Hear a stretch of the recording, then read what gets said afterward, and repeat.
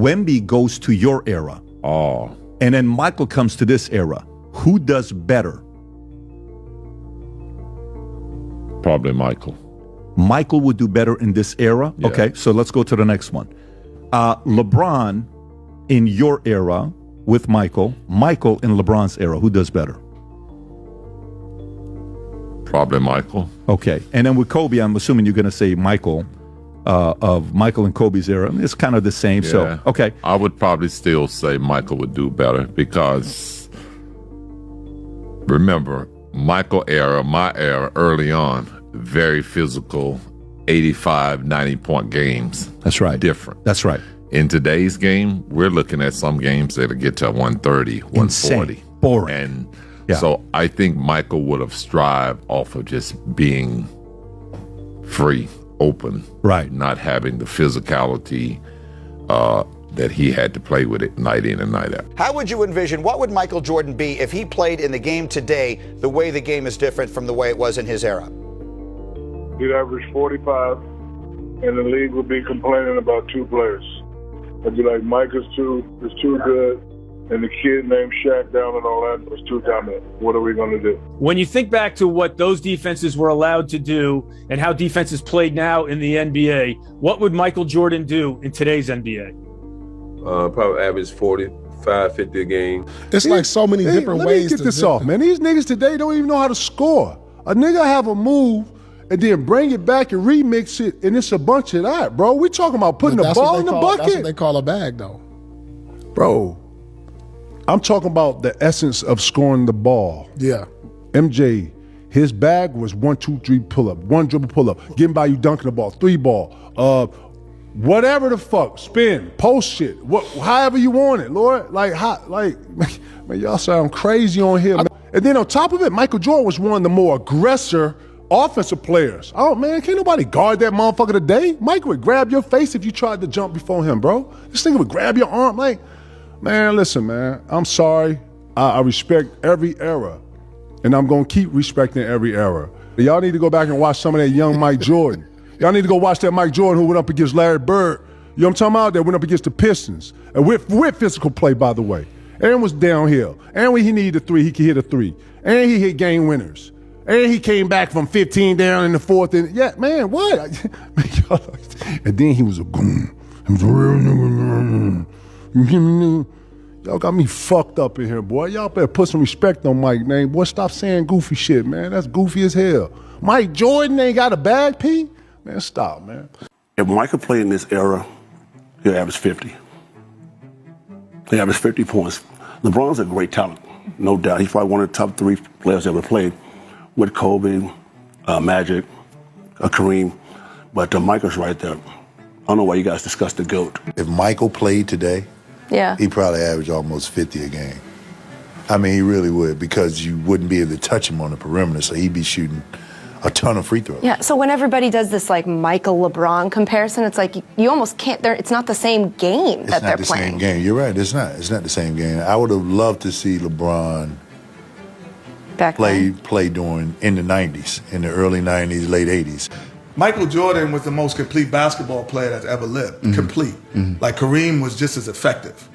Certain people could be, LeBron at times could be just as effective. But the most complete basketball player that ever lived is Michael Jordan. Completeness. Preach. So like his ability to do every aspect of basketball at the highest level. And I think that came from going to college. When he got to the pros, he had no weaknesses. He had no weaknesses. Because what happens is, what college does, the best coaches are in college basketball. Because there's more. The best ones are there.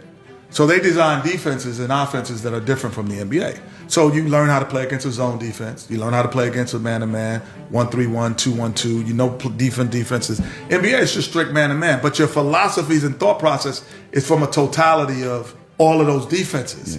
So now the game is easier for you, and you're much more easier. What I always say about Michael, what's different between even the great Kobe Bryant and great LeBron James is, he was still the most fundamental basketball player. Like, LeBron's IQ is crazy, but the most fundamental, when you watch LeBron, you don't always say he's most fundamental. So, correct hand in the passing lane. But That was Michael. He was the best athlete and the most fundamental because he went to college for 3 years and developed certain things. Jordan would have averaged 45, 50. In today's game. The point I was making is you allow great shooters freedom to roam, freedom with no hand check. You can't crowd me, and I got a clear sight at the rim, then it's going to be lights out, baby. But it's so hard to play defense in today's game because they allow the offense to go wherever they want. Okay, but if Jordan's averaging, I mean, be honest here. If Jordan in his prime, Jordan in the early 90s, is averaging... Today's rules. Yeah, today's rules is averaging 40. He would average 40. Okay. I think he would average 40. Okay, but he average 39 one year, or 37.1. So Kobe's going to average 40. Kobe would be up there. Jordan would average 20 free throws probably every night. You got to understand, he would evolve into this era. You know, the Jordan that we saw young, athletic, get to the basket based on, you know, what we've seen in this era, you would see a Jordan probably shooting more threes too. Mm-hmm. So he would definitely evolve. You know, he averaging 35 at one point. I could see him really pushing that to 40. I don't know about 50, 60, but like, you know, mid 40s, I could see that possibly happening. I don't know if he'll shoot 75% from the field, but Paul, for his career, I think he averaged like 8.8 free throw attempts per game. So like, that's at least going to double. That's really close to 20 per game in today's age. And also, I mean, pace and space. Think about how physical the game was back then. You pretty much get put on your back every time you went to the bucket. Now, all of a sudden, somebody blows on your wrist or hits your hand, that's a foul. Like, so, yeah, even though he would have taken more threes if he lived in today's age, still his mid-range game was on point. His skill level, he still would be considered one of the most skilled, if not the most skilled in the league today. I think, I don't know 75%, but he'll be averaging in the 40s for sure. Jordan gonna be getting steals. He gonna be getting blocks. He gonna be out on fast break. I say like about 40, we would be having a conversation. Can somebody average 50 besides Will? He'll be like 47, 48. What do you think Jordan will average? Where do you think he would fit in? I mean, he can adapt his game to anything. He would fit in as the best player in the league. Like, that's what he would be. And, you know, I feel like he'll have more possessions to do more things, but there's also more athleticism in his game. There's more length in his game, but, you know, it's also more space for MJ to go to work. So, I mean, we'll never know, but for sure, I mean, he's a masterful basketball player. Like we've been saying, his skill level is unmatched. So, of course, he'll do numbers in this league. We played like 3 games in 4 nights or 4 games in 5 nights or something. And we were on a West Coast road trip. And I remember we would practice. I mean, we would play, and this guy was playing 35, 40 minutes. And I was just amazed his ability to play, and then come back and practice and play with the same energy that he did in the game. Now, and maybe not much sleep. He didn't see the best of Michael Jordan because he didn't sleep for 14 years. Okay. Yeah. Literally. Okay. I'm not like, this isn't like a little sleep. He literally didn't sleep. So my moment was watching him play 35, 40 minutes and then come to practice with the same energy. Yeah. And you're like, wait a minute. Now, this isn't normal. Mm-hmm. He was the greatest practice player I've ever seen. I've never seen a guy practice this hard.